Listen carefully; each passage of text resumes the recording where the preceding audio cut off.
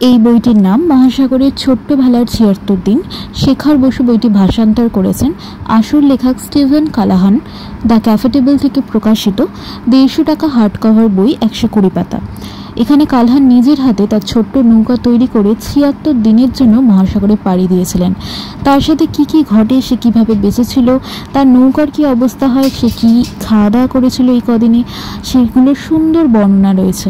Adventure বই যারা পছন্দ করেন তাদের জন্য সত্যিই দারুণ বইটা। এখানে বলা বাঞ্ছনীয়, শেখর বসু খুব ভালোভাবে ভাষান্তর করেছেন। শুধু একটাই জিনিস বলার, যেখানে ৭৬ দিনের সমুদ্রের ওপর ভেসেছিলেন কালাহান, তাই ম্যাক্সিমাম দিনের ঘটনা একই রকম লেগেছে, যেটা অবশ্যই স্বাভাবিক। কিন্তু বইটি পড়ার ক্ষেত্রে মাঝে মাঝে সেটি বিরক্তির কারণ ঘটাতে পারে।